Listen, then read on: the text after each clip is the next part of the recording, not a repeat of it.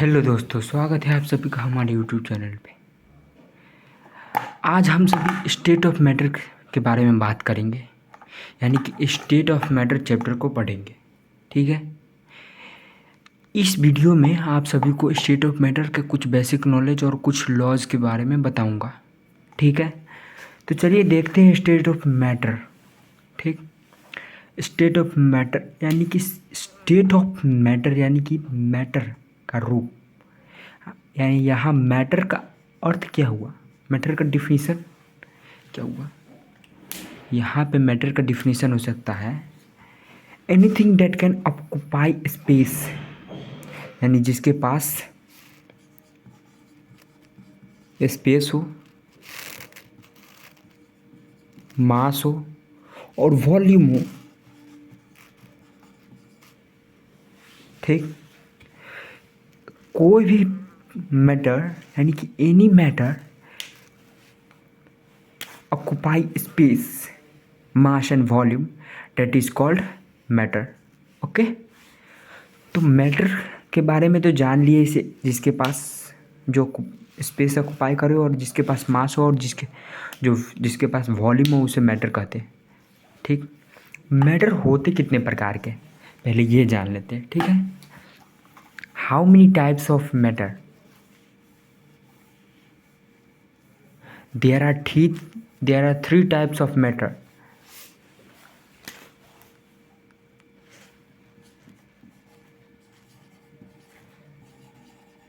There are three types of matter. ठीक, there are three types of matter. They are three types of matter कौन कौन से होते हैं? पहला होता है सॉलिड, दूसरा होता है लिक्विड,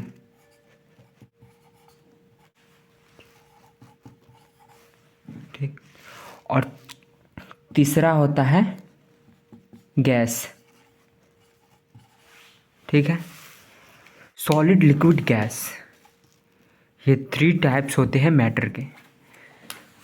तो आज सॉलिड के बारे में कुछ पॉइंट्स को जानेंगे, लिक्विड के और गैस के बारे में, और गैस के लॉज को देखेंगे कि गैस का लॉज होता क्या है। तो यहाँ पे आप सभी ने देख लिया कि मैटर के थ्री टाइप्स होते हैं, सॉलिड, लिक्विड, गैस। ओके, तो अब देखते हैं कि इस चैप्टर में मेन लॉ क्या है। ठीक, लॉ को देखने से पहले सबसे पहले जानेंगे, आप सभी किसी भी चीज़ में देखते हो, जैसे मान लो ये एक मार्कर है। ठीक, ठीक है, ये एक मार्कर और इसके अंदर इंक भरा रहता है। इंक क्या होता है? लिक्विड होता है। ठीक है, और ये मार्कर क्या है? सॉलिड है। तो इंक और मार्कर में एक फोर्स लगा होता है। जैसे ये मार्कर है, तो मार्कर में छोटे छोटे पार्टिकल से बने होते हैं, और ये पार्टिकल बहुत ज़्यादा अट्रैक्टिव करते हैं, अपने आप को बहुत ज़्यादा फोर्स लगा कर एक दूसरे से जुड़े रहते हैं। और वहीं इंक जो इसमें ही डाला जाता है, वह इस मार्कर के अपेक्षा इंक में थोड़ा कम एट्रैक्टिव फोर्स रहता है मॉलिक्यूल में। तो ठीक है, तो जानते हैं कि फोर्स यानी कि जो मैटर के बीच फोर्स लगता है वह कितने प्रकार का होता है, और उन फोर्सों के बारे में जानेंगे कि वे फोर्स होते क्या क्या है। तो चलिए देखते हैं कि फोर्स क्या होते हैं और कितने प्रकार के होते हैं। तो अब देखते हैं कि फोर्स, मैटर के बीच लगने वाले फोर्स को क्या कहते हैं। यानी कि मैटर के अंदर जो मॉलिक्यूल होते हैं उनमें जो फोर्स लगता है उन्हें क्या कहते हैं। ठीक है, तो चलिए सबसे पहले जानते हैं इंटर मॉलिक्यूलर फोर्स, यानी कि आंतरिक, यानी कि अंदर के मैटर के अंदर लगने वाले फोर्स को क्या कहते हैं। ठीक है, सबसे पहले जानते हैं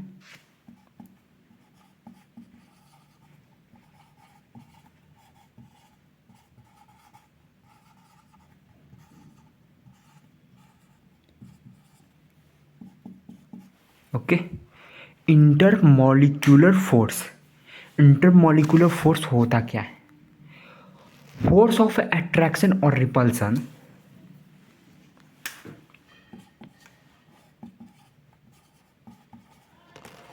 फोर्स ऑफ अट्रैक्शन और repulsion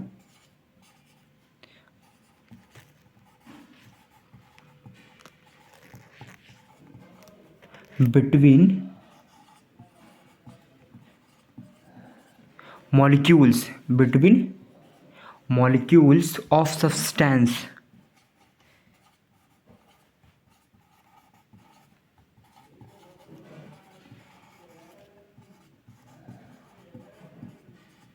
molecules of substance or is called या are called known as intermolecular force।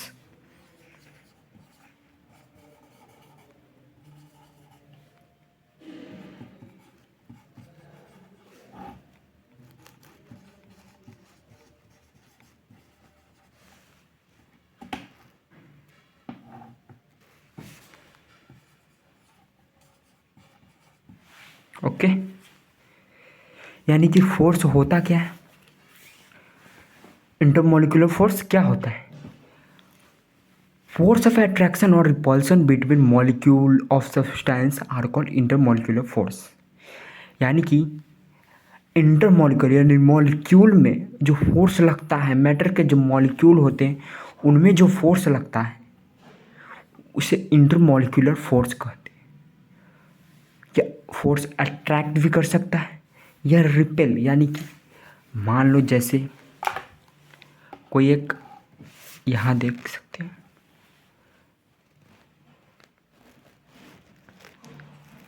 एक मॉलिक्यूल ये है और दूसरा मॉलिक्यूल ये है, ठीक है। तो इन दोनों के बीच जो फोर्स लगेगा वह अट्रैक्ट करेगा, यानी कि ये हो जाएगा अट्रैक्टिव फोर्स।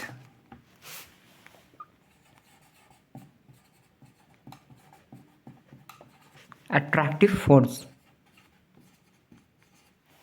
ठीक।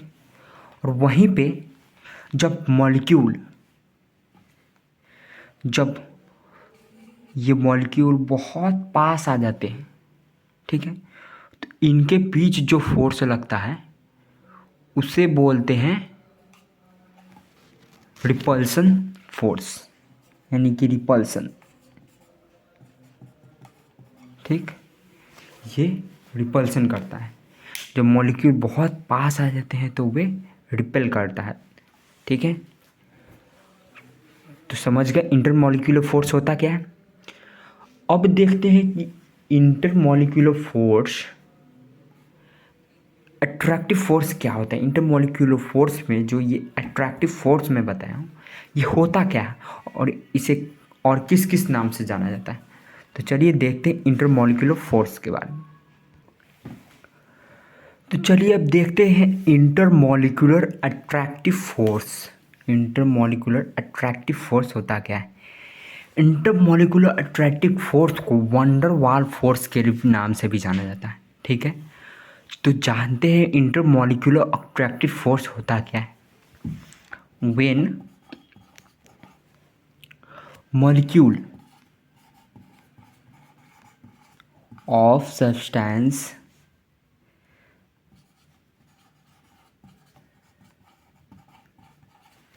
is nearer to each other,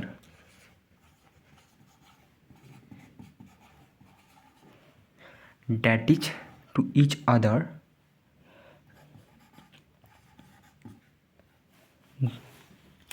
then force between them is known as each other, then force between them is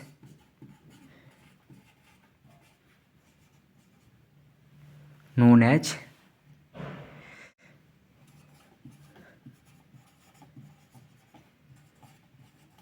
wonder Waals force. Okay, intermolecular attractive force वह होता है जब मॉलिक्यूल के बीच, मैंने क्या बताया था अभी कि कोई भी पार्टिकल, सब्सटेंस का कोई भी पार्टिकल जब ज़्यादा दूर भी नहीं और ज़्यादा पास भी, ठीक है, तो इस कंडीशन में जो फोर्स लगता है वह अट्रैक्टिव फोर्स लगता है, यानी कि दोनों एक दूसरे को अपनी ओर, दूसरी मॉलिक्यूल को आकर्षित करते हैं। जैसे मानते ही बोला जाता है वंडर वाल अट्रैक्टिव फोर्स, ठीक है। तो वंडर वाल फोर्स या इंटरमॉलिक्यूलर अट्रैक्टिव फोर्स, तो इसके बारे में जान ली। अब जानते हैं कि इंटरमॉलिक्यूलर अट्रैक्टिव फोर्स के कितने टाइप होते हैं। इंटरमॉलिक्यूलर अट्रैक्टिव फोर्स के 3 टाइप होते हैं, और वे 3 टाइप्स कौन कौन से होते हैं उनके बारे में मैं आप सभी को बता रहा हूँ। तो चलिए अब देखते हैं इंटरमॉलिक्यूलर अट्रैक्टिव फोर्स जो 3 टाइप्स के होते हैं वे कौन कौन से होते हैं। तो यहाँ पे देखते हैं कि टाइप्स ऑफ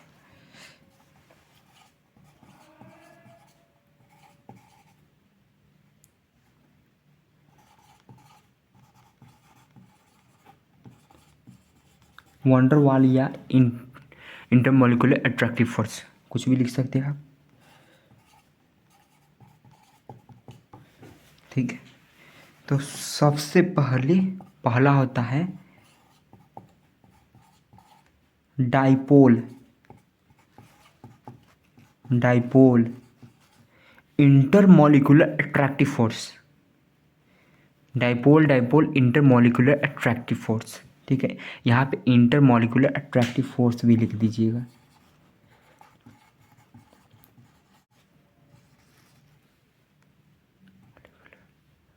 ठीक है।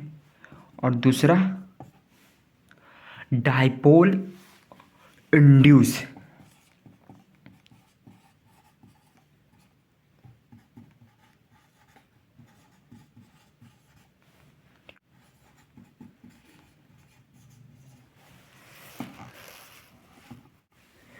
यहाँ पे देख सकते हैं। और तीसरा होता है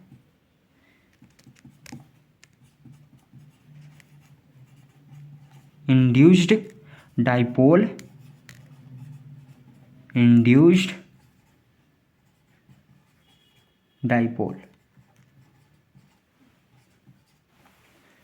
ठीक है।